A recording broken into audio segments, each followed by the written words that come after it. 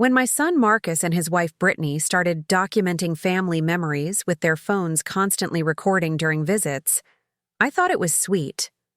Turns out, they were building a case to have me declared incompetent. Good thing I've always been better at playing chess than they realized. I'd love to know which corner of the globe you're watching from. And if this story speaks to you, make sure to subscribe. Tomorrow's video is one you absolutely can't miss. The first time I noticed something was off happened on a Tuesday evening, in October. I'd invited Marcus and Brittany over for dinner at my house in Riverside, California, the same modest ranch-style home where I'd raised him after his father passed when Marcus was 12. At 68, I still cooked from scratch, maintained my garden, and handled all my own affairs, thank you very much. Brittany arrived first, her designer purse slung over her shoulder and her phone already in her hand. She'd been recording everything lately. Family dinners, casual conversations, even mundane moments like me sorting through mail. When I asked about it, she'd smile that practiced smile of hers and say, "Oh, Eleanor, we just want to capture these precious memories with you. You never know how much time we have left."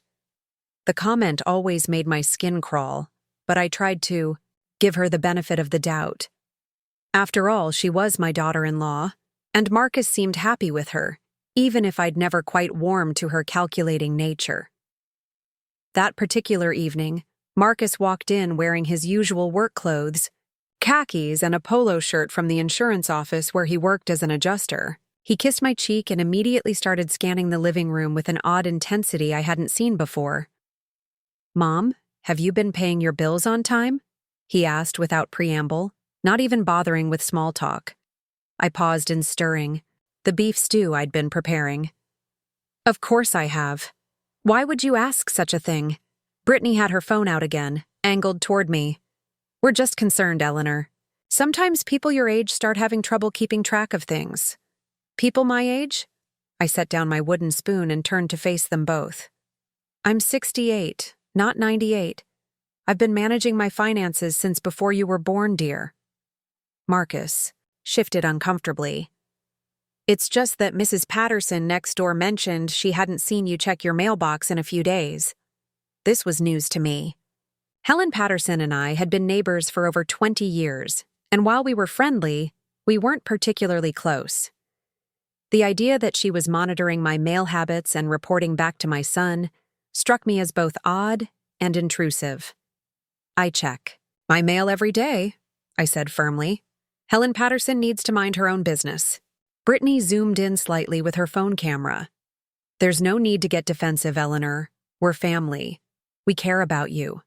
I noticed she was recording, and something about the way she emphasized certain words, defensive, family, care, felt deliberate, almost performative, like she was creating a script rather than having a genuine conversation. Throughout dinner, the recording continued. Brittany would ask seemingly innocent questions. "Eleanor, do you remember what you had for lunch today? Have you been taking your vitamins regularly? When was the last time you saw Dr. Martinez?" Each question felt like a small test, and I began to realize they weren't documenting memories at all. They were documenting what they hoped would be evidence of my declining mental state. The revelation hit me like a cold wave when Marcus excused himself to use the bathroom, and I overheard him on the phone in the hallway. "She seems pretty sharp tonight," he was saying in a low voice. "But we need more evidence. The lawyer said we need a pattern of confusion or poor judgment." My blood ran cold. A lawyer. Evidence. They were building a case against me. I continued, eating my stew as if I hadn't heard anything, but my mind was racing. Marcus and Brittany had been struggling financially for months. He'd mentioned being behind on their mortgage payments, and Brittany had lost her job at the boutique earlier in the year. I owned my house outright, had a decent pension from my 30 years as a high school English teacher, and had managed to save a modest nest egg over the decades. It didn't take a genius to connect the dots. When Marcus returned, I smiled pleasantly and asked about their house. "How are things going with the mortgage situation? I know you mentioned having some difficulties." The look that passed between them was swift but unmistakable. Brittany's finger hovered over her phone screen, ready to resume recording. "We're managing," Marcus said curtly. "Actually, we wanted to talk to you about maybe moving in here for a while. Just temporarily, while we get back on our feet." "Move in here?" I kept my voice neutral, though my heart was pounding. "Where would you stay? This house only has 2 bedrooms. We were thinking you might be more comfortable in a nice assisted living facility," Brittany chimed in, her phone now openly recording again. "Somewhere with people your own age, activities, medical care on site. It would be so much safer for you." The audacity was breathtaking. They wanted to move me out of my own home so they could move in, and they were trying to manipulate me into thinking it was for my own good. "I'm perfectly safe here," I said calmly. "I've lived in this house for 35 years. I know every creaky floorboard and loose step. This is my home." "But Mom," Marcus leaned forward, his expression a mask of concern. "What if something happens? What if you fall and no one finds you for days?" "Then I suppose I'll have to be more careful not to fall." Brittany zoomed in with her camera again. "Eleanor, that attitude is exactly what we're worried about. You're being unrealistic about the risks." I realized they were trying to provoke me into saying something they could use against me. Evidence of poor judgment, stubbornness, or inability to recognize my own limitations. Every response was being recorded and would likely be edited to make me look as incompetent as possible. After they left that night, I sat in my living room for a long time, processing what had just happened. My own son was plotting to have me declared incompetent so he and his wife could take control of my finances and my home. The betrayal cut deeper than I could have imagined, but I wasn't going to go down without a fight. The next morning, I called my friend Janet Hendricks, who had worked as a paralegal before retiring. I told her everything, and she confirmed my worst fears. "Eleanor, it sounds like they're building a guardianship case," she said grimly. "If they can convince a judge that you're unable to care for yourself or manage your affairs, they can be appointed as your guardians. That gives them control over your finances, your living situation, everything. Can they actually do that? If they have enough evidence of incapacity, yes. And unfortunately, these cases often come down to he said, she said situations. Adult. Children testifying that their parents are confused, forgetting things, making poor decisions. If they have recordings of you seeming disoriented or defensive." She didn't need to finish the sentence. "What can I do? Document everything. Get your own evidence. And maybe consider getting a competency evaluation from a neutral doctor to prove you're mentally sound." That afternoon, I made an appointment with Dr. Sarah Chen, a geriatrician who had been recommended by my primary care physician. I also stopped by an electronics store and purchased a small, discreet recording device. If Marcus and Brittany wanted to play the documentation game, I was going to play it better than they were. The visits continued over the next few weeks, each one following the same pattern. They'd arrive with phones ready, ask leading questions designed to make me look confused or incapable, and try to steer conversations toward my living situation and finances. I began to notice they were particularly interested in my mail, my bill-paying habits, and any small mistakes I might make. During one visit, Brittany deliberately moved my reading glasses from the kitchen counter to the coffee table, then later asked me if I remembered where I'd put them. When I looked around confused for a moment, she made sure to capture my bewilderment on video. Another time, Marcus asked me about a phone call I'd supposedly received from someone at the bank. I had no memory of any such call because it had never happened. But when I said so, he exchanged a meaningful look with Brittany and made a note on his phone. They were manufacturing evidence, creating situations designed to make me appear forgetful or confused, then documenting my natural reactions as proof of mental decline. But I was documenting everything too. My small recording device captured their conversations when they thought I was out of earshot. I heard them discussing which doctor they could find to support their case. how much money they thought they could access once they gained control of my accounts, and their plans for selling my house. "The market's really good right now," Brittany said during one visit while I was supposedly napping. "We could probably get $400,000 for this place, maybe more. And the pension payments would go directly to us once we're her guardians," Marcus added. "Plus whatever she has in savings." "How much do you think that is?" "I'm not sure, but she's been pretty frugal her whole life. Could be substantial." Listening to them discuss carving up my life like vultures over roadkill made me physically sick. But it also strengthened my resolve.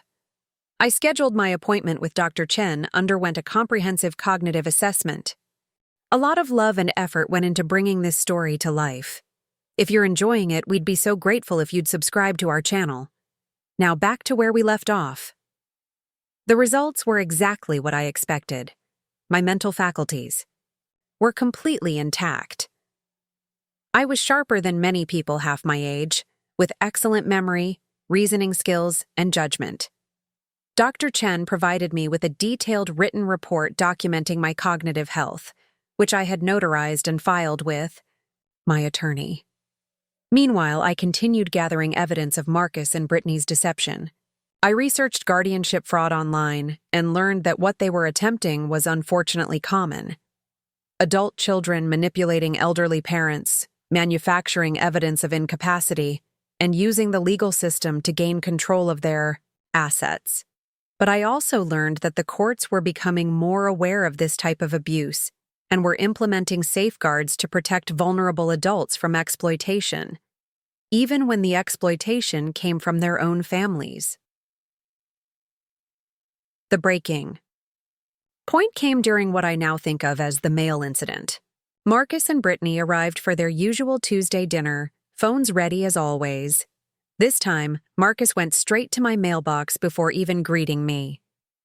"Mom, your mailbox is overflowing," he announced loudly, clearly speaking for Brittany's camera. "How long has it been since you checked your mail?" I had checked it that very morning, as I did every morning. The mail he was holding wasn't mine. I could see from the window that he'd grabbed mail from Helen Patterson's box as well, mixing it with mine to create the appearance of neglect. "That's not all my mail, Marcus," I said calmly. "What do you mean?" Brittany moved closer with her phone. "Some of that mail belongs to Mrs. Patterson. You took it from her box." Marcus's face flushed red. "I did not. This is all from your mailbox, Mom. Maybe you're more confused than we thought." But I had been watching from the window. I had seen exactly what he did. "Marcus William Thompson," I said, using his full name as I had when he was a child caught in a lie. "I saw you take mail from Helen's box. That's a federal crime, by the way. Tampering with someone else's mail." The panic in his eyes was unmistakable. Brittany kept recording, but I could see her hands shaking slightly. "You're imagining things, Mom," Marcus said, but his voice lacked conviction. "Am I?" I pulled out my own recording device, which had been running in my pocket. "Should we listen to what really happened here?" The color drained from both their faces. That's when I knew I had them. The silence in my living room stretched like a taut wire. Marcus stared at the small recording device in my hand, as if it were a venomous snake, while Brittany's phone trembled in her grip, still recording but now capturing their panic instead of my supposed confusion. "Put that away, Mom," Marcus said, his voice tight with barely controlled anger. "This is ridiculous." "Is it?" I pressed the play button. Their own voices filled the room. Marcus discussing lawyers and evidence. Brittany talking about assisted living facilities. Their whispered conversations about my house's market value. Every manipulative word they'd spoken in my home over the past month played back in crystal clear audio. Brittany finally stopped recording and set her phone down with shaking hands. "Eleanor, you don't understand. We're trying to help you." "Help me right out of my home and into your bank account, you mean?" Marcus's face had gone from red to ashen gray. "Mom, please, we can explain." "Oh, I think you've explained quite enough. Already." I turned off the recording and slipped the device back into my cardigan pocket. The question now is what I'm going to do about it. They exchanged a panicked glance. I could practically see the wheels turning in their heads, trying to figure out how to salvage their scheme or minimize the damage. "Look," Brittany said, attempting to regain her composure. "Maybe we went about this the wrong way, but our concerns are genuine. We love you, Eleanor. We want what's best for you. What's best for me is not being swindled by my own family." Marcus stood up abruptly, pacing to the window. "You can't live alone forever, Mom. Something's going to happen eventually, and then what? What if you fall down the stairs? What if you have a medical emergency? What if you minded your own business and let me live my life?" I interrupted. "I'm 68 years old, not decrepit. I have all my faculties. I pay my bills on time. I maintain my home, and I've been taking care of myself just fine without your help." "But the mail," Brittany started. "The mail that Marcus stole from my neighbor's box to make it look like I was neglecting mine? That mail?" The accusation hung in the air like smoke. Marcus whirled around from the window, his face flushed again. "I didn't steal anything. I made an honest mistake." "An honest mistake that you tried to use as evidence of my incompetence while your wife recorded it? How convenient." The fight seemed to drain out of both of them. Marcus slumped back into his chair, and Brittany picked at her manicured nails. They looked like children caught cheating on a test. "We're behind on the mortgage," Marcus finally admitted. 3 months behind. The bank is starting foreclosure proceedings." "So you decided to steal my house instead of getting second jobs or asking for help like normal people?" "We couldn't ask you for money," Brittany said quietly. "You've always been so independent, so proud. We didn't think you'd help us." The irony was staggering. They were right. I probably wouldn't have just handed them money to bail them out of their financial mess, but I might have helped them find other solutions, or at least listened to their problems with sympathy. Instead, they'd chosen manipulation and betrayal. "So your solution was to have me declared incompetent and take everything I've worked for my entire life?" "It wouldn't have been like that," Marcus protested weakly. "We would have taken care of you, made sure you were comfortable, in an assisted living facility while you lived in my house and spent my money. Neither of them could meet my eyes. After they left that night, with significantly less swagger than when they'd arrived, I called my attorney, Robert Feldman. Robert had handled my will and various legal matters over the years, and I trusted him completely. "Eleanor, this is very serious," he said after I explained the situation. "Guardianship fraud is a real problem, and the fact that they were systematically documenting false evidence makes it even worse. What are my options?" "Several. First, we need to make sure you're protected. I'm going to draft a letter to the court system alerting them to the potential for a fraudulent guardianship petition. We'll include Dr. Chen's cognitive assessment as evidence of your competency." "What about criminal charges?" Robert was quiet for a moment. "That's trickier. What they were doing was unethical and manipulative, but proving criminal intent can be difficult. However, if Marcus actually did steal mail from your neighbor's box, that's mail theft, a federal crime. I have it all recorded." "Good.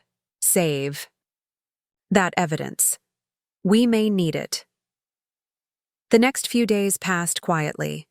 I half expected Marcus and Brittany to show up, either to apologize or to make another attempt at their scheme, but they stayed away. I went about my normal routine, grocery shopping, tending my garden, meeting Janet for coffee, but I remained vigilant. Then, Helen Patterson knocked on my door. "Eleanor, I hope you don't mind me asking, but did something happen with Marcus on Tuesday evening?" I invited her in for tea, curious about what she'd observed. "I was watering my plants by the front window when I saw him going through both our mailboxes," she continued. "It seemed odd, so I kept watching. He definitely took some of my mail along with yours." My heart jumped. An independent witness. "Helen, would you be willing to make a statement about what you saw?" "Of course, dear. I've been wondering if I should report it to the Postal Service. Taking someone else's mail is illegal, isn't it? Very illegal. Helen's testimony corroborated everything I had recorded.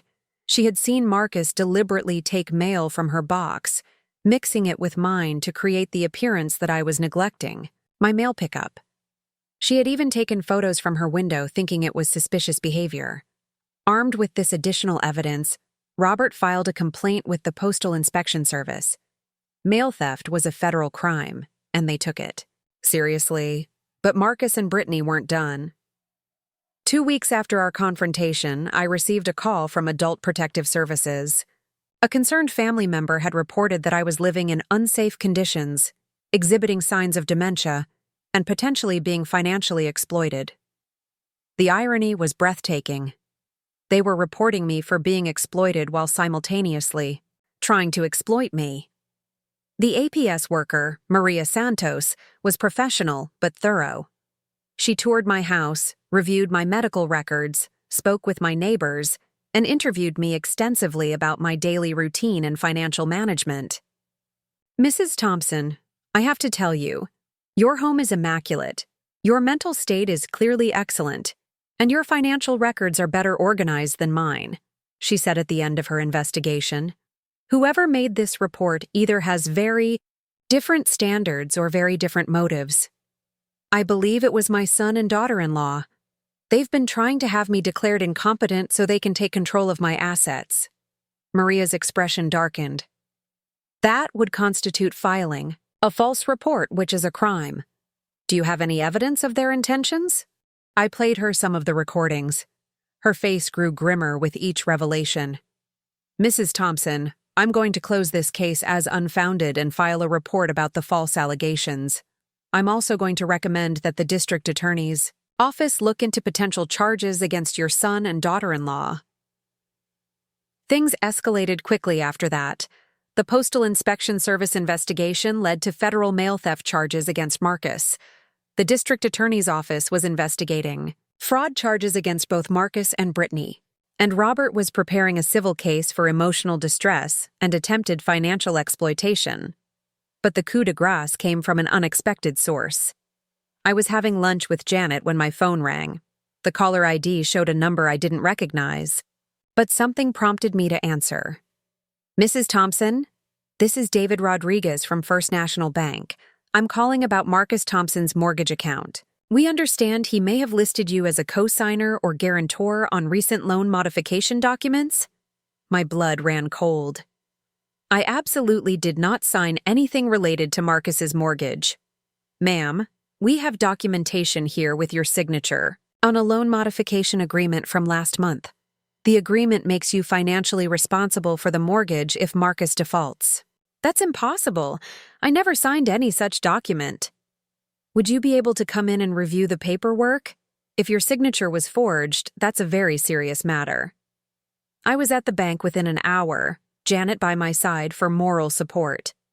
The loan officer, David Rodriguez, was a young man with kind eyes who seemed genuinely concerned about the situation. Here's the document in question, he said, sliding a folder across his desk. I stared at the signature on the loan modification agreement. It looked like my handwriting, but I had never seen this document before in my life. The signature was good, very good, but not perfect. The E in Eleanor was slightly different from how I usually wrote it, and the loop in the P of Thompson was too small. This is not my signature, I said firmly. It's a very good forgery, but it's not mine. David nodded grimly. We'll need to file a police report and have a handwriting analysis done. If this signature was indeed forged, your son has committed several felonies. How much money are we talking about? The mortgage modification was for $340,000. If he defaults, and given that he's already 3 months behind, default is likely, you would be legally responsible for the entire amount. The room seemed to spin. Marcus hadn't just been trying to steal my house and my savings. He'd been trying to saddle me with his massive debt. If his plan had worked, if I'd been declared incompetent and he'd gained control of my finances, he could have used my money to pay his mortgage while I languished in some substandard care facility. But the forgery had been his fatal mistake. Janet squeezed my hand. Eleanor, this proves everything. They weren't just planning to steal from you. They were planning to destroy you financially. The next few days were a whirlwind of police reports, interviews with detectives, and meetings with prosecutors. The forged signature on the mortgage document was the smoking gun that elevated Marcus and Brittany's scheme from unethical manipulation to serious criminal activity. Forgery, fraud, attempted financial exploitation of an elderly person, mail theft. The charges kept piling up. And because the mortgage fraud involved such a large amount of money, it qualified as a felony with significant prison time attached. I found myself feeling oddly calm throughout the process. The initial shock and hurt of my son's betrayal had crystallized into something harder and more determined. I wasn't just protecting myself anymore. I was making sure that Marcus and Brittany faced consequences for their actions, and that other elderly people wouldn't fall victim to similar schemes. The handwriting analysis confirmed what I already knew. The signature was an extremely skilled forgery, but it wasn't mine. The expert who examined it noted that someone had clearly practiced copying my handwriting, probably from documents they had access to in my home. That realization made my skin crawl. How many times had Marcus and Brittany been in my house, studying my bill payments and personal papers, learning to replicate my signature? How long had they been planning this betrayal? The detective handling the case, Sergeant Patricia Williams, was a veteran investigator who specialized in elder fraud. She walked me through the legal process and helped me understand what would happen next. Mrs. Thompson, I want you to know that cases like this are more common than you might think, she said during one of our meetings. Adult children targeting, their elderly parents' assets. But most victims don't fight back the way you have. Most don't even realize what's happening until it's too late. Why is that? Shame, mostly. They can't believe their own children would do this to them. And the perpetrators are usually very skilled at gaslighting their victims, making them doubt their own perceptions and memories.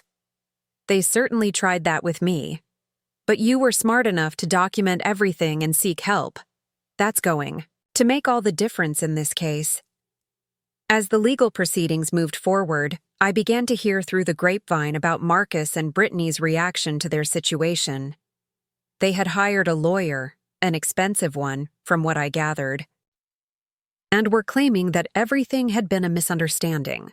The mortgage forgery was supposedly an accident, a case of Marcus thinking I had agreed to co-sign when I hadn't actually done so. It was a weak defense, and everyone knew it. You don't accidentally forge someone's signature with that level of precision.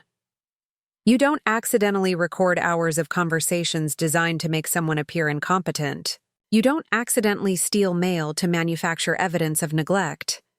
But desperation makes people try desperate defenses. The preliminary hearing was scheduled for December, just 2 months after that first dinner where I'd noticed Brittany recording everything. It seemed impossible that so much could have changed in such a short time, but the evidence was overwhelming.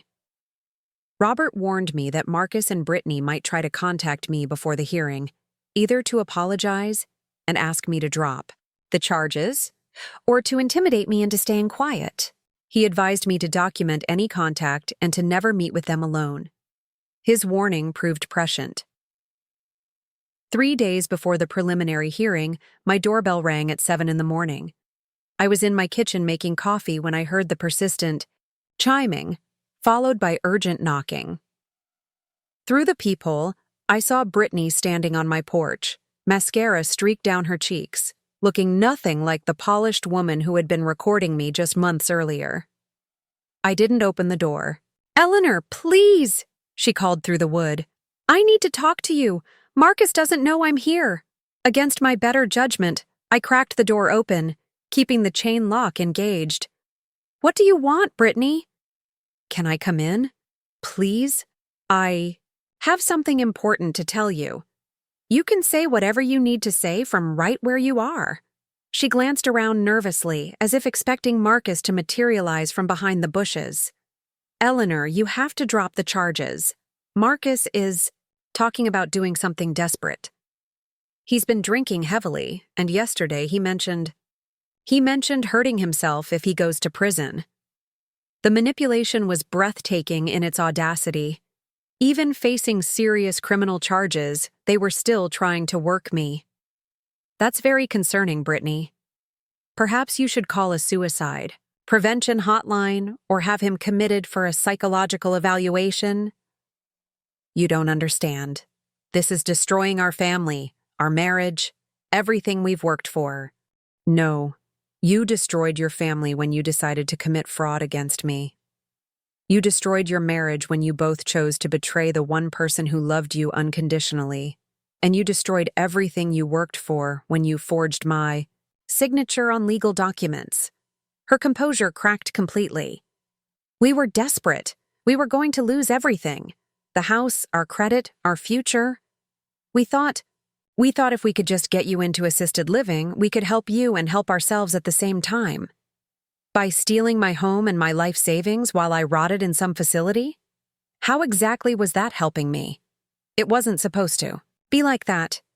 We were going to visit you all the time, make sure you had everything you needed, while spending my money and living in my house." She couldn't deny it because it was exactly what they had planned. "What do you want from me, Brittany?" "Drop the charges. Please. We'll pay you back somehow. We'll find another way to deal with the mortgage.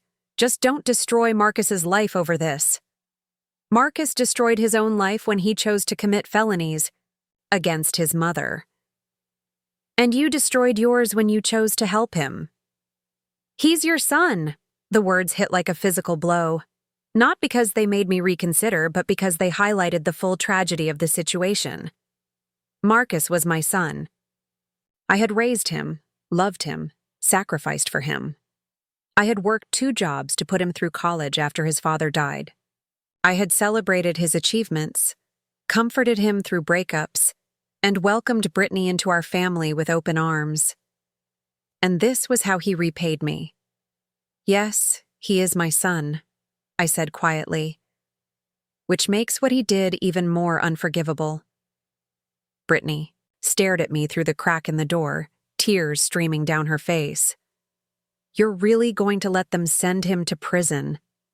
"I'm going to let him face the consequences of his choices, just like I taught him to do when he was 5 years old." She turned and walked away without another word. I watched her get into her car, a luxury SUV they somehow still owned, despite being 3 months behind on their mortgage, and drive away.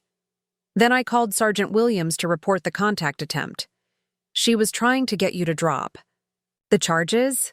Patricia asked. "And using emotional manipulation to do it. Claims Marcus might hurt himself if he goes to prison. That's a common tactic in these cases. Family members try to guilt the victim into backing down." "Are you wavering at all?" "Not for a second." "Good. Because dropping charges now would send a message that this kind of behavior is acceptable, and it would leave you vulnerable to future attempts." The preliminary hearing arrived faster than I expected. Robert met me at the courthouse, an imposing building downtown with marble columns and the weight of justice behind its walls. I had dressed carefully, a navy blue suit, minimal jewelry, my silver hair styled neatly. I wanted to look like the competent, clear-minded woman I was, not the confused elderly person Marcus and Brittany had tried to portray. The courtroom was smaller than I had imagined, with wooden pews like a church, and the judge's bench elevated at the front. Marcus and Brittany sat at the defendant's table with their attorney, a sharp-suited man named Gregory Walsh, who had a reputation for defending white-collar criminals. Marcus looked terrible. He had lost weight, his clothes hung loosely on his frame, and his hair needed cutting. When he turned to look at me as I entered the courtroom, I saw dark circles under his eyes and the pallor of someone who hadn't been sleeping well. For just a moment, my heart ached for the little boy he had once been, the child who had cried in my arms after his father's funeral, who had brought me dandelions picked from the yard, who had been so proud when he graduated college and got his first job. But that little boy had grown into a man who had tried to steal my life. The prosecutor, Assistant District Attorney Jennifer Chen, was a no-nonsense woman in her 40s who specialized in elder fraud cases. She had prepared meticulously, and her opening statement laid out the case with devastating clarity. Your Honor, this case represents a calculated, systematic attempt by the defendants to defraud Eleanor Thompson, the defendant Marcus Thompson's own mother, of her home, her savings, and her independence. Over a period of several months, the defendants recorded Mrs. Thompson without her knowledge, manufactured evidence of mental incompetence, filed false reports with Adult Protective Services, and ultimately forged her signature on a mortgage document that would have made her financially responsible for their debt. She clicked a remote, and audio began playing through the courtroom speakers. It was Marcus and Brittany discussing the market value of my house, their plans to sell it, and their excitement about gaining control of my pension payments. Hearing their voices echo through the courtroom, cold and calculating as they discussed, carving up my life, made several jurors shift uncomfortably in their seats. The defendants will claim this was all a misunderstanding, that they were genuinely concerned about Mrs. Thompson's welfare. But the evidence will show that their only concern was their own financial situation. They saw an elderly woman living alone, and they saw an opportunity. Gregory Walsh's defense strategy became clear during his opening statement.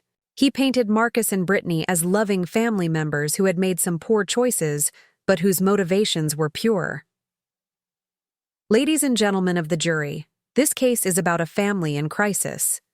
Marcus Thompson was facing foreclosure on his home. His wife had lost her job. They were desperate, and in their desperation, they made some mistakes in judgment. But at no point did they intend to harm Eleanor Thompson.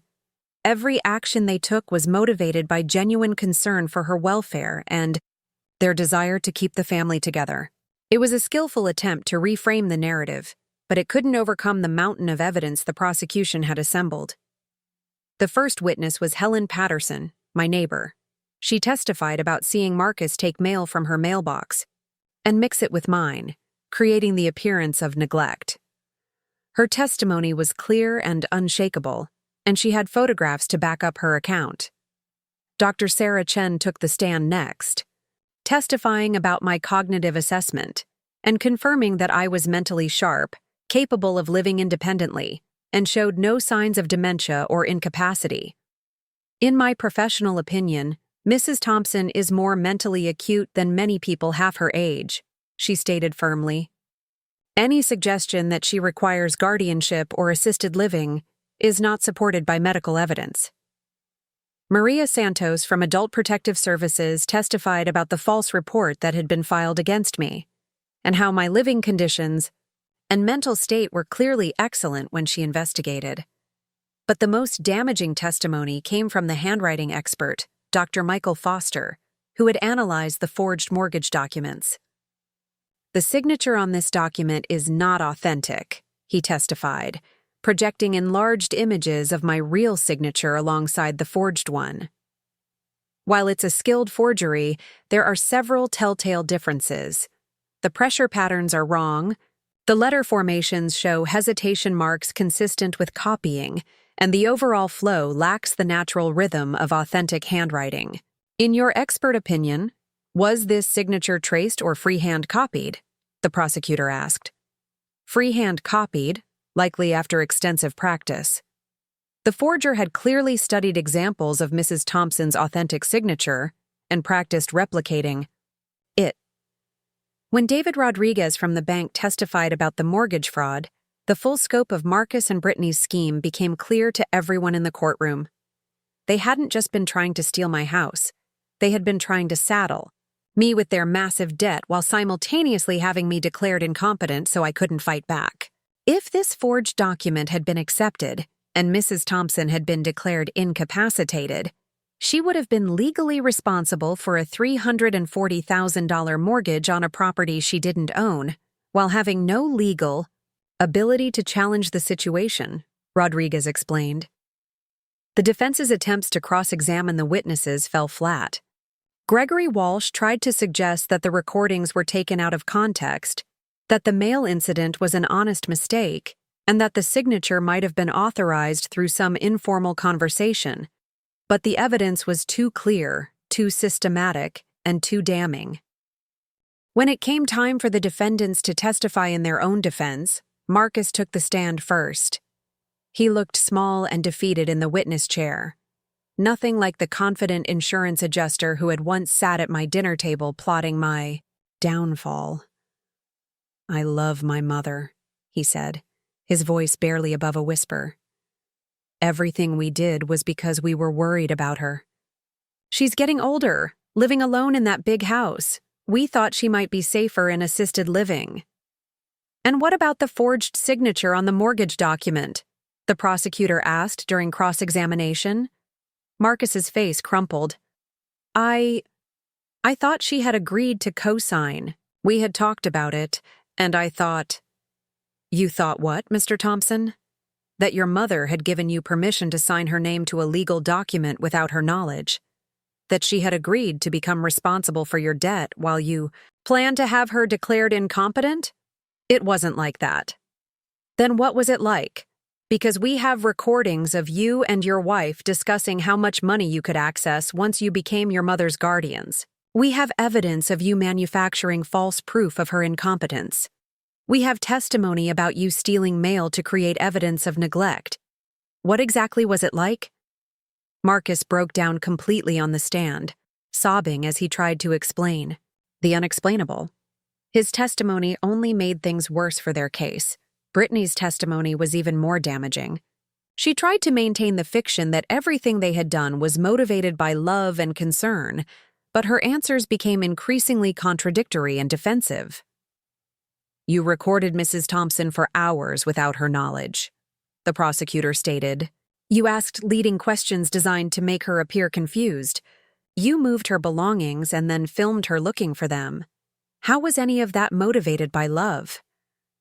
"We needed documentation for the court," Brittany replied. "If we were going to petition for guardianship, we needed evidence that she needed help." "So you manufactured that evidence?" "We didn't manufacture anything. We just documented our concerns. By creating situations designed to make her look incompetent?" Brittany couldn't answer that question without admitting guilt. The trial lasted 3 days. On the final day, both sides presented their closing arguments. The prosecution methodically reviewed all the evidence, painting a picture of a calculated scheme to defraud an elderly woman. The defense made one last attempt to portray Marcus and Brittany as well-meaning family members who had made poor choices, but the jury had heard enough. They deliberated for less than 4 hours before returning with guilty verdicts on all counts. Fraud, forgery, mail theft, filing false reports, attempted financial exploitation of an elderly person, Marcus and Brittany were convicted on every charge. As the judge read the verdicts, Marcus buried his face in his hands. Brittany stared straight ahead, her face a mask of shock and disbelief. In the gallery behind them, I saw several of their friends and family members who had come to support them. Some were crying. Others looked stunned. I felt no satisfaction. In their conviction, only a deep sadness for what our family had become. The sentencing hearing was scheduled for the following month. Marcus faced up to 15 years in federal prison for the mail theft and mortgage fraud charges alone. Brittany faced slightly less time, but would still likely serve several years. As we left the courthouse that day, reporters crowded around us. The case had attracted media attention because of its shocking nature. A son and daughter-in-law systematically plotting to steal an elderly woman's entire life. "Mrs. Thompson, how do you feel about your son's conviction?" one reporter called out. I stopped walking and turned to face the cameras. I had thought carefully about what I might say if this moment came. "I feel heartbroken," I said simply. "Marcus is my son, and I will always love him. But what he and Brittany did was not just a crime against me, it was a betrayal of everything I taught him about right and wrong. I hope that someday he can Find a way to forgive himself, because he's going to have to live with this for the rest of his life. Do you regret pressing charges? Not for a second.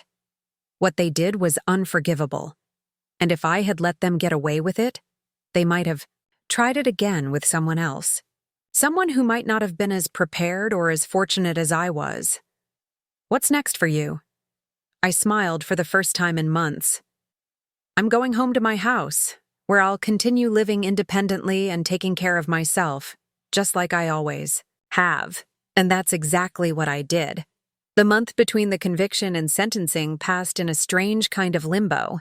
The media attention had died down, but I found myself receiving letters from across the country. Other elderly people who had experienced similar betrayals from their own families. Adult children who were horrified by what Marcus and Brittany had done, and advocates for elder rights who wanted to use my case as an example of how to fight back against financial abuse. One letter particularly touched me. It came from a woman named Dorothy Chen in Oregon, whose daughter had successfully had her declared incompetent and stolen over $200,000 before Dorothy's neighbor helped her fight back. Your courage in standing up to your son gives me hope, she wrote. I was too ashamed to press charges against my own daughter, and she's never faced any consequences. Seeing you fight back makes me wish I had been braver. I wrote back to Dorothy and several others, sharing what I had learned about protecting yourself from family fraud. It felt good to turn my painful experience into something that might help other people. But the hardest part of those weeks was the silence from Marcus. He had been released on bail pending sentencing, but he hadn't tried to contact me once since. The trial ended. No phone calls, no letters, no attempts at reconciliation or apology. It was as if I had ceased to exist in his world the moment the guilty verdict was read. Janet tried to reassure me. Maybe he's too ashamed to face you. Maybe he's finally realizing the magnitude of what he did. Or maybe he's just angry that his plan didn't work, I replied. Maybe he blames me for ruining his life instead of taking responsibility for his own choices. The uncertainty was almost worse than his betrayal had been. 2 weeks before the sentencing hearing, I received an unexpected visitor. Robert called to tell me that Marcus's attorney wanted to arrange a meeting between Marcus and me, supervised by both lawyers. He wants to make some kind of statement before sentencing, Robert explained. Walsh thinks it might help with the judge's decision if Marcus can show genuine remorse. What do you think? I think it's probably a calculated move to reduce his sentence.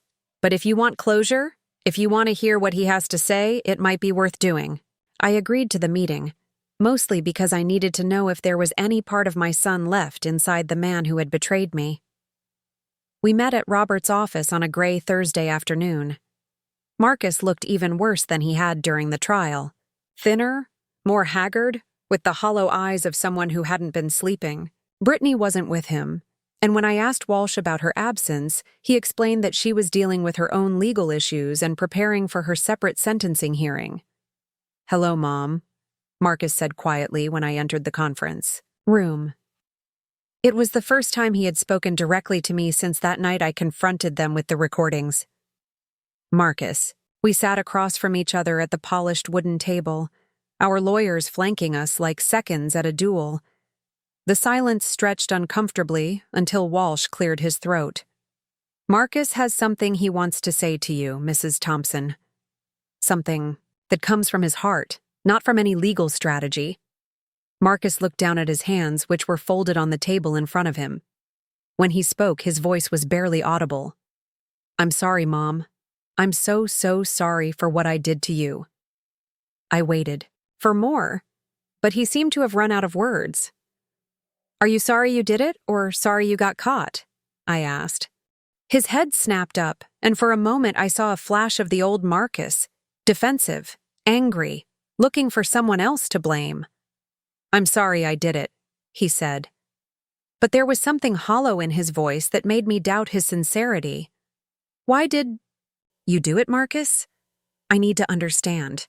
Was our relationship so bad that you felt justified in trying to destroy my life? It wasn't about destroying your life. We thought we could take care of you and solve our problems at the same time by having me declared incompetent and stealing everything I own. It wasn't supposed to be stealing. We were going to make sure you were comfortable, that you had everything you needed. Even now, even after being convicted of multiple felonies, he still couldn't fully acknowledge what he had planned to do to me. In his mind, he was still the victim of circumstances, forced into desperate measures by financial pressure. Marcus, do you understand what you were really planning? You were going to take away my freedom, my home, my right to make decisions about my own life. You were going to put me in an institution while you lived in my house and spent my money. How is that taking care of me? You're getting older, Mom. Something could happen. What if you fell and no one found you? What if you got confused and forgot to pay bills? We thought assisted living would be safer. I'm 68 years old and in perfect health. I manage my finances better than you manage yours.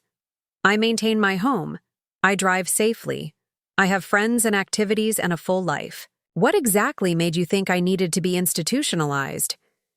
He couldn't answer that question because the answer was nothing. There had been nothing wrong with my ability to live independently. They had simply seen an opportunity and taken it. The money, I continued. How much of this was really about the money? Marcus's face flushed red. We were desperate, Mom. The bank was foreclosing. We were going to lose everything. So, you decided to take everything from me instead. We would have paid you back somehow? With what money? You were broke. You would have spent my savings keeping up with payments on a house you couldn't afford, and when that ran out, you would have sold my home and spent that money too. And I would have been stuck in some care facility with nothing left. The meeting went on for another hour, but nothing Marcus said convinced me that he truly understood the gravity of what he had done. He was sorry he got caught, sorry his life was ruined, sorry he was facing prison time. But I never heard him express genuine remorse for the betrayal itself, for the months of fear and manipulation he had put me through, for the systematic destruction of our relationship. When we finally left Robert's office, I felt more sad than angry. The son I had raised, the boy I had loved and sacrificed for, was truly gone. In his place was a man who could look his mother in the eye and try to justify attempting to steal her entire life. The sentencing hearing arrived on a cold December morning. The courthouse was busier this time. More media, more family members, more spectators who had followed the case through the news coverage. I wore the same navy suit I had worn to the trial, armor against the emotional storm I knew was coming. Judge Catherine Morrison was known for her tough sentences in financial fraud cases. She had reviewed all the evidence, read victim impact statements from me and several elder rights organizations, and considered the defense's arguments for leniency. Marcus went first. He stood before the judge looking small and defeated. Nothing. Like the confident man who had once sat in my living room planning my downfall. Mr. Thompson, Judge Morrison began, you have been convicted of serious crimes against your own mother. Crimes that show a level of betrayal and manipulation that this court finds particularly disturbing. Do you have anything to say before I impose a sentence? Marcus cleared his throat and began reading from a prepared statement. Your Honor, I deeply regret my actions. I love my mother, and I never intended to hurt her. I was facing financial ruin, and I made poor decisions that I will regret for the rest of my life. I ask for the court's mercy and the opportunity to make amends to my mother and to society. It was a generic statement that could have been written by any defendant in any fraud case. There was nothing personal in it, nothing that acknowledged the specific nature of his betrayal or showed genuine understanding of what he had done. Judge Morrison was not impressed. Mr. Thompson, this court has reviewed the evidence in your case extensively. What you did to your mother was not a momentary lapse in judgment or a single poor decision made under pressure. This was a months-long campaign of psychological manipulation, fraud and betrayal directed at an elderly woman who trusted you completely. She paused, looking down at her notes. You recorded your mother without her knowledge, manufactured evidence of mental incompetence, filed false reports with protective services, stole mail to create false evidence, and forged her signature on legal documents that would have made her responsible for your debts. You attempted to have her declared incompetent so you could take control of her assets while placing her in an institution against her will. Marcus stood rigid as the judge cataloged his crimes. This court has seen many cases of elder financial abuse, but rarely one that shows such calculated cruelty toward a family member. The fact that the victim was your own mother, who raised you alone after your father's death and worked multiple jobs to put you through college, makes your actions particularly heinous. Judge Morrison sentenced Marcus to 12 years in federal prison, followed by 5 years of supervised probation. He would also be required to pay full restitution for all legal costs and damages, though given his financial situation, I knew I would never see that money. The sentence was longer than even the prosecution had requested. Marcus visibly staggered when he heard it, and his attorney immediately began whispering about appeals. Brittany's sentencing came next. She received 8 years in prison, reflecting her slightly lesser role in the scheme, but still acknowledging her active participation in the fraud. As the bailiffs led them away in handcuffs, Marcus turned back one last time to look at me. I searched his face for some sign of the boy I had raised, some flicker of remorse or love or regret. But all I saw was resentment and anger, as if I were somehow to blame for the consequences of his own choices.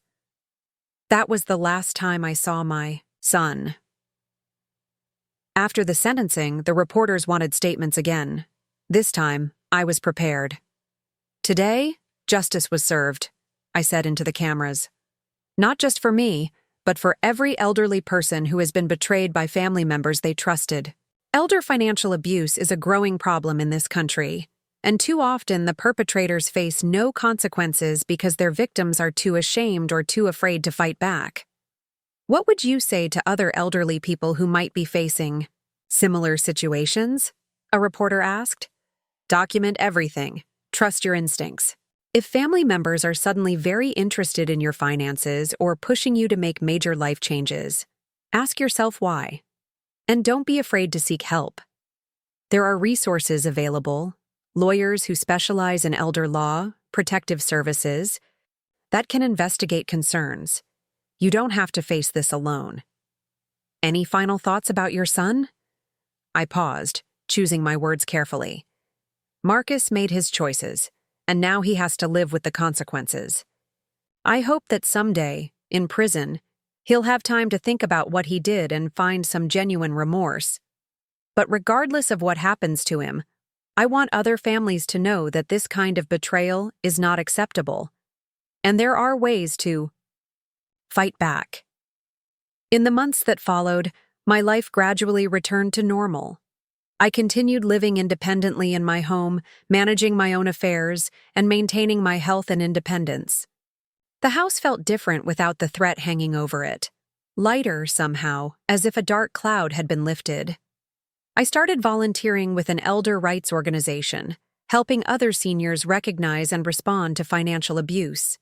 My case had become something of a landmark, cited in legal journals and used in training materials for law enforcement and social workers. The letters kept coming from people around the country who had been inspired by my story. Some were elderly people who had found the courage to fight back against abusive family members. Others were adult children who were horrified by what Marcus and Brittany had done and wanted to reassure me that not all families were like mine.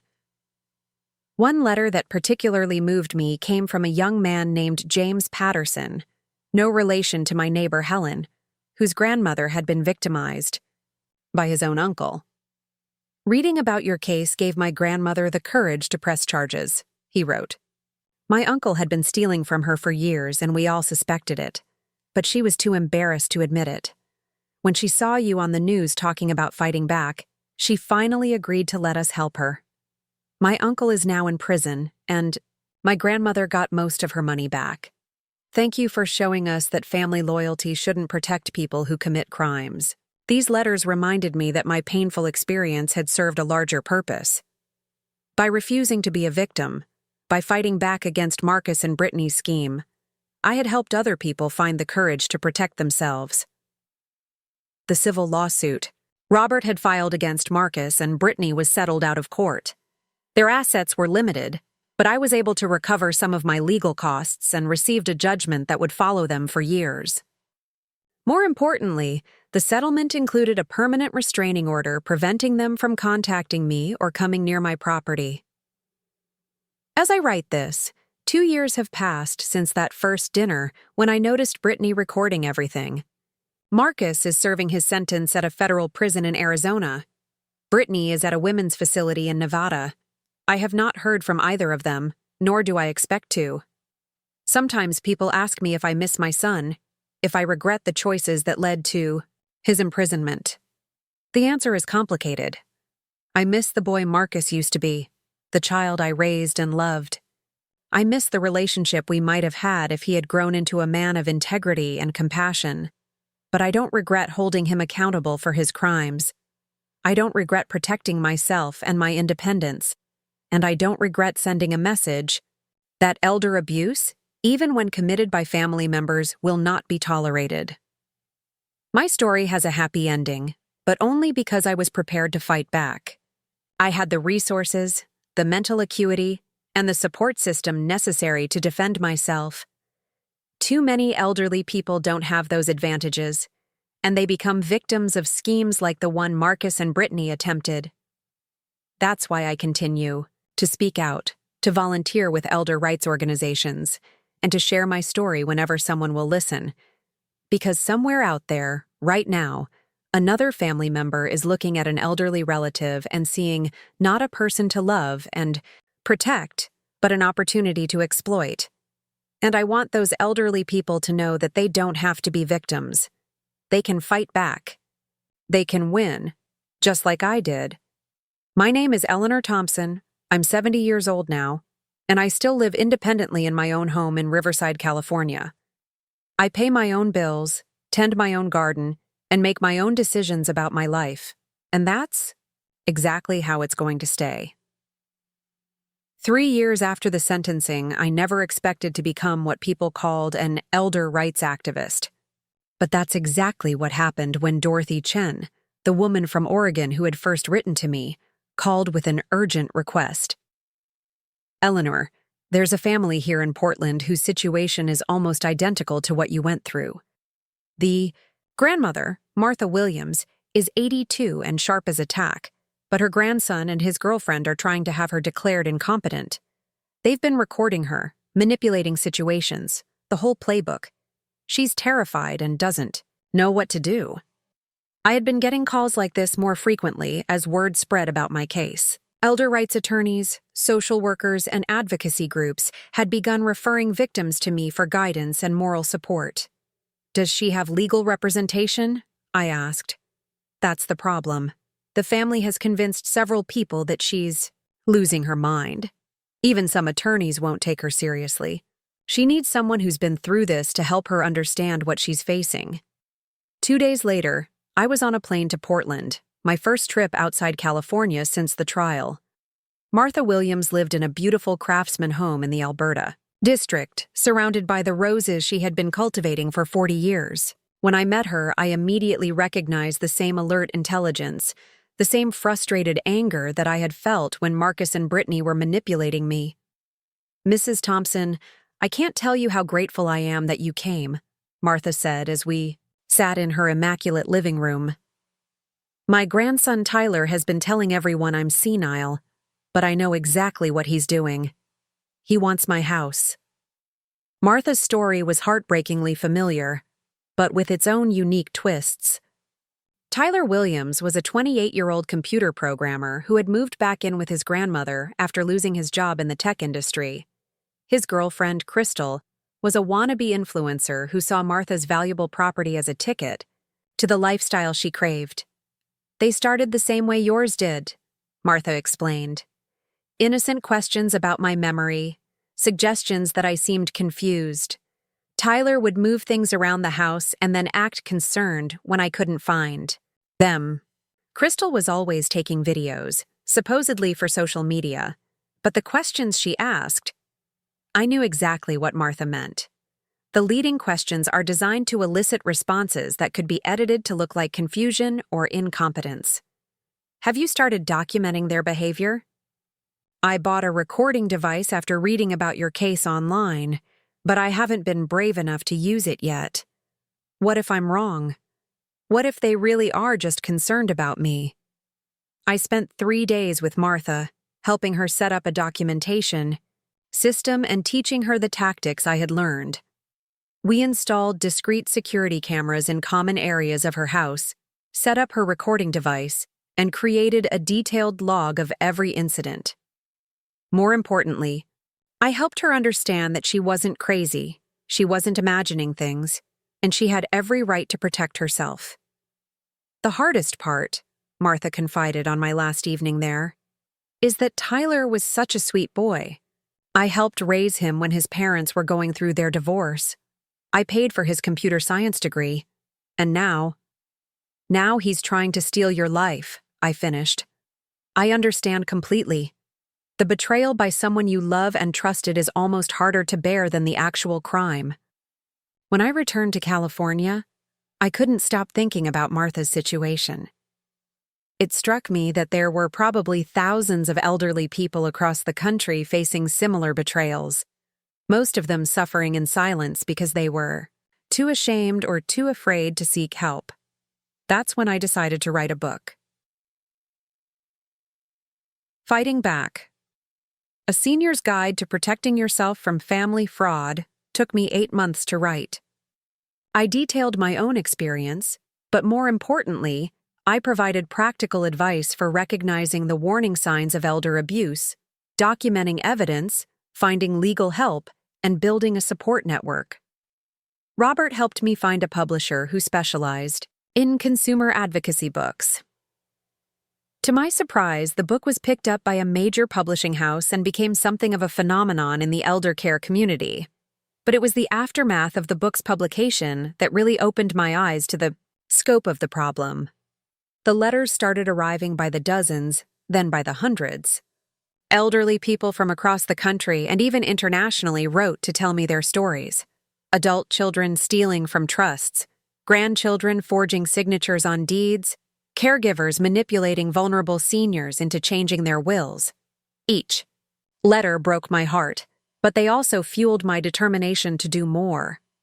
One letter, from a woman named Virginia Santos in Miami, particularly haunted me. Her daughter had successfully had her declared incompetent, sold her home, and placed her in a substandard care facility where she was essentially imprisoned. Virginia was writing in secret, using a pencil stub she had hidden in her room, and smuggling the letter out through a sympathetic janitor. I read about your story in a magazine someone left behind, she wrote in shaky handwriting. My daughter took everything, and now I'm trapped here. The staff says I'm not allowed to make phone calls or receive visitors because I'm agitated and confused. But I'm not confused. I know exactly what she did to me. I just don't know how to prove it. I immediately contacted an elder rights attorney in Miami and helped coordinate a wellness check on Virginia. It took 3 months of legal maneuvering, but we were eventually able to get her out of the facility and into proper legal representation. Her daughter was ultimately charged with fraud and embezzlement, and Virginia recovered enough of her assets to live independently again. But Virginia's case made me realize that my individual efforts, while helpful, weren't enough to address the systemic nature of elder abuse. That's when I was approached by the National Center for Elder Rights to serve on their board of directors. Eleanor, your case has become a symbol of resistance for elderly people facing financial abuse, explained Dr. Amanda Foster, the center's executive director. We want to use that platform to create real change in how these cases are handled by law enforcement and the courts. I accepted the position and threw myself into advocacy work. We lobbied for stronger penalties for elder abuse, better training for law enforcement officers who investigate these cases, and streamlined legal processes for victims seeking help. One of our biggest victories was the passage of the Elder Financial Protection Act in California, which created a fast-track system for elder abuse cases and required mandatory reporting of suspected financial exploitation by bank employees, accountants, and attorneys. But the work wasn't just about changing laws. It was about changing attitudes. I started speaking at conferences for lawyers, social workers, and law enforcement officers, sharing my story and helping them understand the psychological complexity of elder abuse cases. Too many professionals still viewed these situations as family disputes rather than serious crimes. The perpetrators count on that attitude, I would tell audiences. They count on people assuming that family members wouldn't really hurt their elderly relatives. They count on the shame and embarrassment that keeps victims silent. And they count on a system that doesn't take elder abuse as seriously as other forms of fraud. My speaking engagements led to television appearances, podcast interviews, and eventually a documentary about my case and the broader issue of elder financial abuse. The documentary, Betrayed Elder Abuse in America, won several awards and was shown at film festivals across the country. But perhaps the most meaningful development was the creation of the Eleanor Thompson Elder Protection Network, a grassroots organization that connected elder abuse victims with resources and support. The network started informally, with people who had read my book or heard me speak reaching out to each other for advice and moral support. But it quickly grew into something more organized, with local chapters in 12 states, and a national hotline staffed by volunteers who had survived elder abuse themselves. Martha Williams from Portland became one of our most active volunteers, after successfully fighting off her grandson's attempt to steal her home.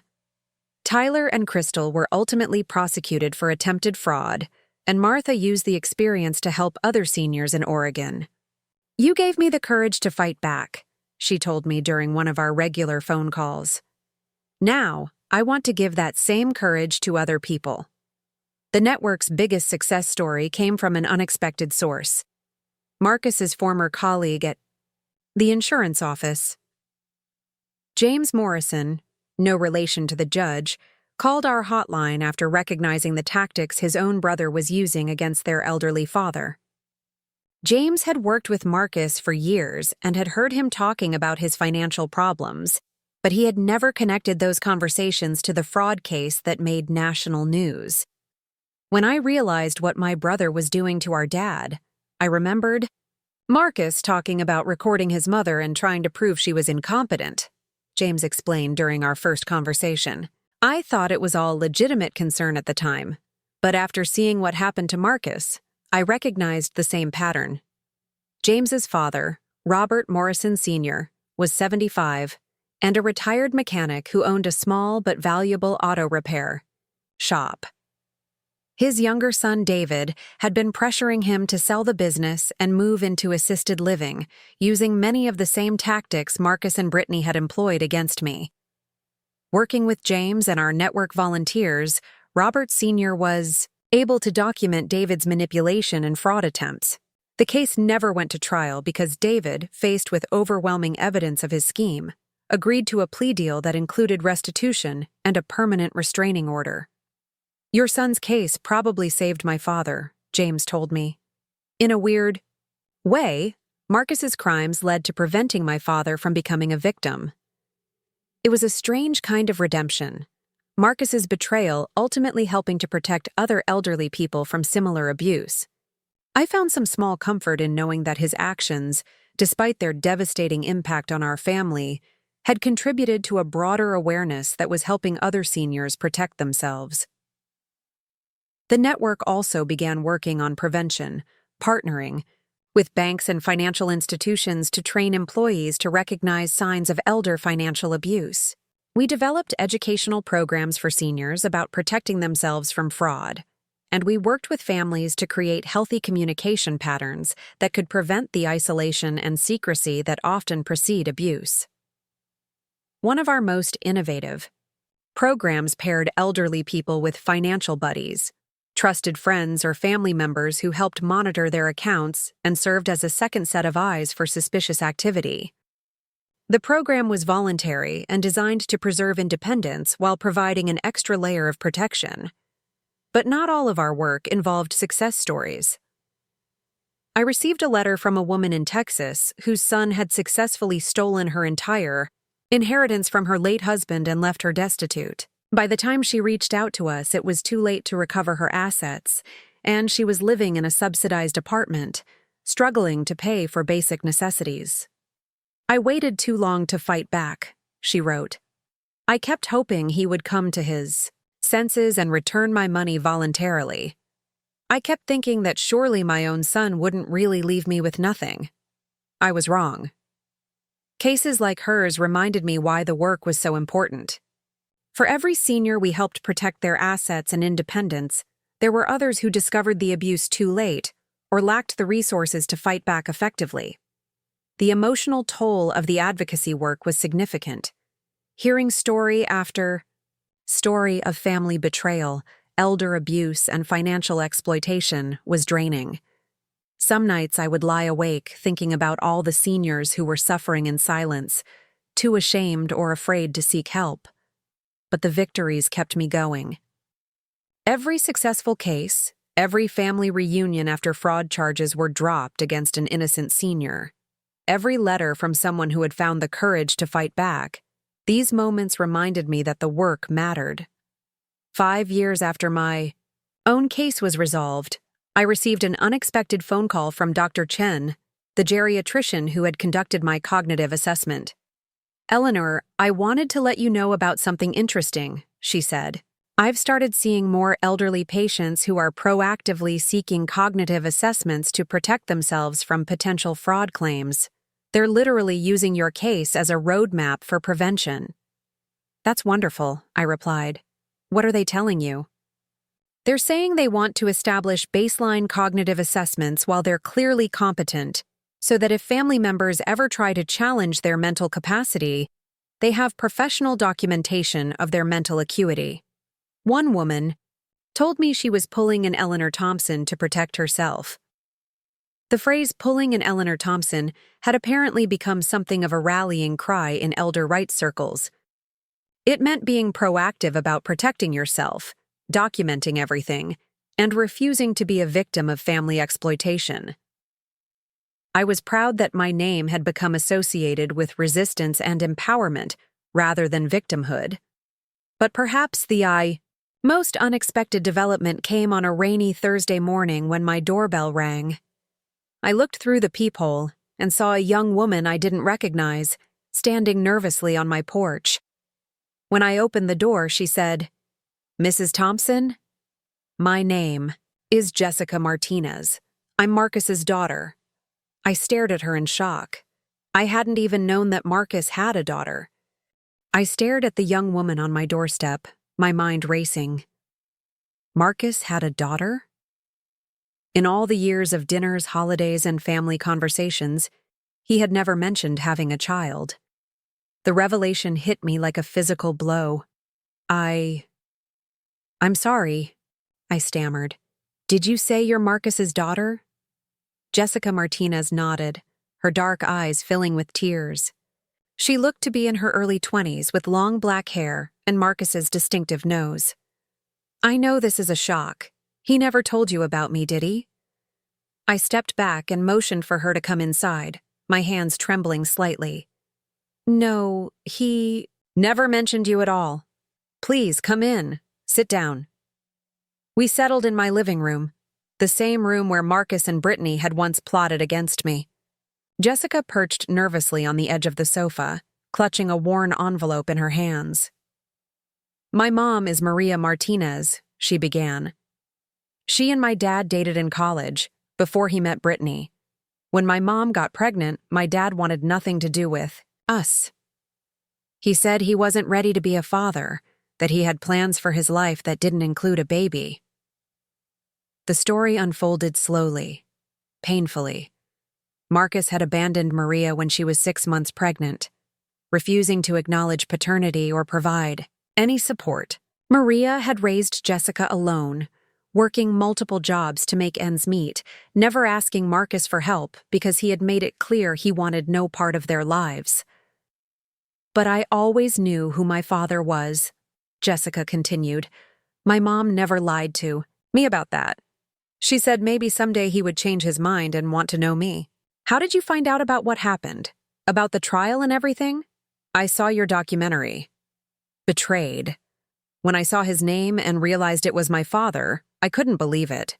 I mean, I knew he was selfish. What kind of man abandons? His own child? But what he did to you? She shook her head. I was horrified. Jessica had been following my advocacy work for months, she explained, watching my interviews and reading about the Elder Protection Network. She had wanted to reach out, but hadn't known how to explain her connection to Marcus without revealing his secret. Why are you here now? I asked gently. Jessica held up the envelope she'd been clutching. Because my mom is dying, and she made me promise to give you this. My heart clenched. I'm so sorry. What's wrong? Pancreatic cancer. The doctors say, she has maybe 2 weeks left. She's been following your story too, and she wanted you to know something important. With shaking hands, Jessica opened the envelope and pulled out a handwritten letter and several documents. My mom worked as a bookkeeper for various small businesses over the years. One of her clients was a lawyer who handled estate planning. About 3 years ago, that lawyer mentioned a case he was working on, someone trying to establish financial guardianship over an elderly woman in Riverside. I felt my blood run cold. Marcus hired a lawyer 3 years ago? According to my mom's notes, yes. Long before he and Brittany started their recording scheme. The lawyer was helping him research guardianship laws, looking for ways to have someone declared incompetent. My mom recognized the name and address. It was you. Jessica handed me the documents. They were photocopies of billing records and notes from the law office where Maria had worked. The timeline was devastating. Marcus had been planning his attack on me for years, not months. The financial pressure from his mortgage was just the final trigger, not the original motivation. There's more, Jessica said quietly. My mom found out that Brittany wasn't just his wife in this scheme. She had done this before. What do you mean? Brittany's first marriage, her ex-husband's grandmother. Brittany convinced him to try to have the grandmother declared incompetent so they could access her trust fund. It didn't work. The grandmother had good lawyers. But Brittany learned from that experience. She knew exactly what tactics to use on you because she had tried them before. The revelation was staggering. Brittany wasn't just a desperate woman who had been pulled into Marcus's scheme. She was a predator who had specifically targeted elderly family members for financial exploitation. My case wasn't her first attempt. It was her refined technique. Why didn't this come out during the trial? The ex-husband was too embarrassed to come forward. He didn't want people to know he had tried to steal from his own grandmother. And the lawyer who helped Marcus was careful not to leave a paper trail that could be traced back to him. Jessica handed me Maria's letter. Written in a shaky hand weakened by illness, it was a mother's attempt to make amends for her child's father's crimes. Dear Mrs. Thompson, it began, I have followed your story with admiration and heartbreak. Admiration for your courage in fighting back and heartbreak because my daughter's father caused you such pain. I know Marcus never told you about Jessica, just like he never told Jessica about you. That is the kind of man he is, someone who compartmentalizes his life so he never has to face the full consequences of his choices. I want you to know that Jessica is nothing like her father. She is kind, honest, and hardworking. She has never asked him for anything, and she never will. But she deserves to know her family, the good parts of it, even if Marcus is not one of them. I also want you to know that what Marcus did to you was not an isolated incident of desperation. It was the culmination of a lifetime of selfish choices and exploitation. He has never taken responsibility for abandoning his daughter, and he has never shown genuine remorse for anything he has done. Please don't let his crimes poison you against the family you never knew you had. Jessica is your granddaughter, and she is wonderful. With respect and apologies, Maria Martinez. I read the letter twice, tears streaming down my face. A granddaughter. I had a granddaughter I had never known about, and her mother was dying. Jessica, I said finally, I would very much like to meet your mother. We drove to Portland immediately. I couldn't bear the thought of Maria dying without knowing that. I held no grudge against her or Jessica for Marcus's crimes. If anything, they were victims too, abandoned and ignored by a man who had proven himself capable of breathtaking selfishness. Maria Martinez was in hospice care at her small apartment in Southeast Portland, surrounded by photos of Jessica. Growing up, school plays, graduation ceremonies, birthday parties, all the milestones Marcus had missed by choice. Despite her illness, Maria's eyes were bright and alert. "Mrs. Thompson," she whispered when I entered her room. "Thank you for coming." "Thank you for raising such a remarkable daughter," I replied, taking her hand. "And thank you for the information about Marcus's planning. It helps me understand that what he did was even more calculated than I realized." "I'm so sorry," Maria said. "If I had known what he was planning, I would have warned you. You had no way of knowing, and you've warned me now, which is what matters." I spent 3 days with Maria and Jessica, learning about my granddaughter's life and marveling at how different she was from her father. Jessica had graduated from Portland State University with a degree in social work, specializing in elder care. She worked at a nonprofit organization that helped seniors age in place safely. I think I was drawn to this work because of my family. "History," Jessica told me as we sat in Maria's living room. "Growing up without knowing my father, seeing how my mom struggled as a single parent, it made me want to help families stay together and support each other." The irony was profound. While Marcus was plotting to destroy my independence and steal my assets, his own daughter was dedicating her life to protecting elderly people from exactly the kind of abuse he was planning. Maria passed away peacefully, 4 days after my arrival, with Jessica and me holding her hands. At her funeral, I met Jessica's extended family, Maria's siblings and their children, good people who had helped raise Jessica and fill the void left by Marcus's absence. "You're welcome to stay with us," Jessica's Aunt Carmen told me after the service. "Jessica talks about you constantly. You're the grandmother she never knew she had." I decided to extend my stay in Portland for 2 weeks, partly to help Jessica with her mother's affairs, but mostly to get to know the granddaughter I never knew existed. Jessica showed me around Portland, introduced me to her friends, and shared stories about her childhood. She was everything Maria's letter had promised: kind, intelligent, hardworking, and completely untainted by Marcus's selfishness. "Do you hate him?" I asked one evening as we walked through the rose garden near her apartment. "I used to," Jessica admitted. "When I was little, I would fantasize about him coming back and being a real father. But as I got older, especially after learning what he did to you, I realized that his absence was probably a blessing. My mom gave me everything I needed. I don't need anything from him." "What about when he gets out of prison?" Jessica was quiet for a long moment. "I don't know. Part of me thinks he should know he has a daughter who turned out well despite his abandonment, but part of me thinks he doesn't deserve to know." When I finally returned to California, Jessica came with me. She had taken a leave of absence from her job to settle her mother's estate, and I had invited her to stay with me while she figured out her next steps. Having Jessica in my house transformed the space in ways I hadn't expected. The rooms that had felt empty and quiet since Marcus's betrayal suddenly filled with laughter and conversation. Jessica cooked dinner while I tended my garden, and we spent evenings talking about everything from her work with seniors to my advocacy efforts. "You know," Jessica said one night as we reviewed applications for grants to expand the Elder Protection Network, "I think I'd like to get involved in this work, not just as your granddaughter, but as someone who understands both sides of elder abuse." "What do you mean?" "I understand what it's like to be abandoned by family, to feel like you can't trust the people who are supposed to love you.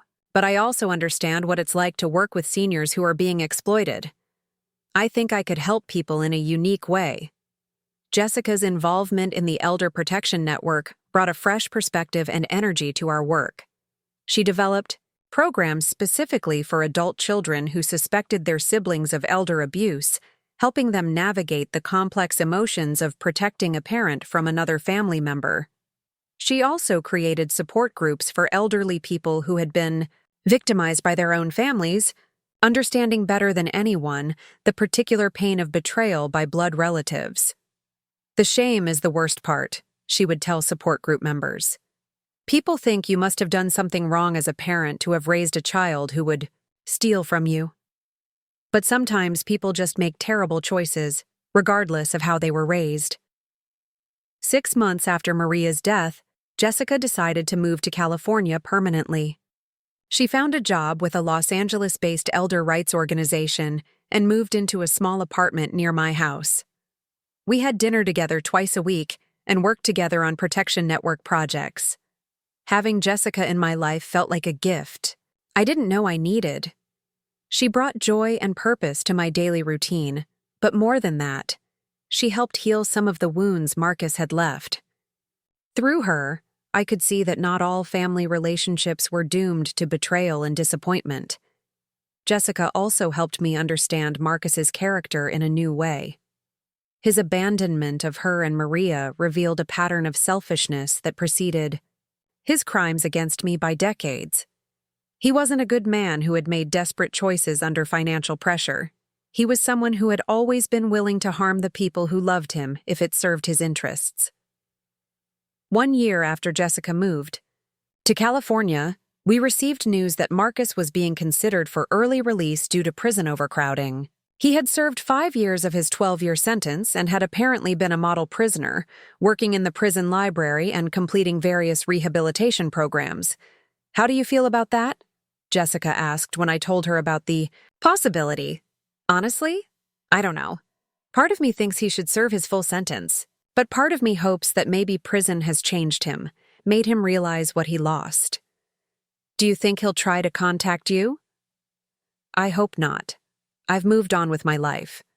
I have you now, and the work with the network, and a sense of purpose I never had before. I don't need his apology or his regret." But Marcus did try to contact me. The letter arrived on a Tuesday morning, forwarded through the prison system. It was handwritten on standard prison stationery, and my hands shook as I opened it. "Dear Mom," it began. "I know I have no right to write to you after what I did. I know saying I'm sorry doesn't begin to make up for the pain I caused you. But I need you to know that I think about what I did every single day, and I hate myself for it. Prison has given me time to think about the man I became, and I don't like what I see. I was selfish, greedy, and cruel to the one person who loved me unconditionally. I destroyed our relationship for money I never even got to steal. I don't expect forgiveness. I don't expect you to write back or visit or have anything to do with me. But I needed you to know that I finally understand what I threw away, and it wasn't your house or your savings. It was your love and respect, and those were worth more than any amount of money. I hope you're well and happy. You deserve all the happiness in the world. Your son, Marcus." I read the letter several times, looking for signs of manipulation or self-pity. But it seemed genuinely different from anything Marcus had ever said to me before. There was no attempt to minimize his crimes, no excuses or justifications, just acknowledgement of what he had done and what he had lost. I showed the letter to Jessica, curious about her reaction. "It sounds sincere," she said after reading it, carefully. "But then again, he's had 5 years to practice sounding sincere. Do you think I should write back?" Jessica was quiet for a long moment. "That's not my decision to make. But I will say this. Whatever you decide, make sure you're doing it for you, not for him. Don't feel obligated to forgive him just because he finally apologized." I kept the letter for several weeks, rereading it periodically and trying to decide how I felt about it. The apology felt genuine, but I wasn't sure it mattered. Marcus had chosen his path when he decided to betray me, and the consequences of that choice weren't mine to fix. In the end, I decided not to respond. Not out of cruelty or revenge, but because I had built a new life that didn't include him, and I didn't want to complicate that by reopening old wounds. Instead, I focused on the future. Jessica and I were planning to expand the elder protection network nationally, with chapters in all 50 states. We had secured funding for a comprehensive legal aid program that would provide free representation for elder abuse victims who couldn't afford attorneys. I was also working on a second book. This one focused on the warning signs of elder abuse and practical prevention strategies. The publisher wanted Jessica to co-author it with me, bringing her perspective as both a social worker and someone who had been indirectly affected by elder abuse. "I think we should call it Never Too Late," Jessica suggested during one of our writing sessions. Because it's never too late to protect yourself, never too late to fight back, and never too late to build the family relationships you deserve. As I write this final chapter of my story, I'm 73 years old. I still live independently in my house in Riverside, though Jessica has gently suggested that we look into making some accessibility modifications for the future. I still pay my own bills, make my own decisions, and maintain my own independence. But, more importantly, I've discovered that family isn't just about blood relationships. Jessica is my granddaughter by genetics, but she's my daughter by choice.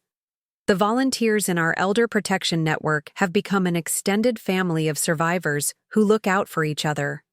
Marcus remains in prison, and while I don't actively wish him harm, I also don't waste time hoping for reconciliation. He made his choices, and I've made mine. My story began with betrayal, but it ends with redemption, not Marcus's redemption, but my own. I refused to let his crimes define me or limit my future. I turned my pain into purpose, my victimization into advocacy, and my isolation into community. And perhaps most importantly, I discovered that it's possible to build new family relationships at any age, to find love and loyalty in unexpected places, and to create a legacy that extends far beyond your own life.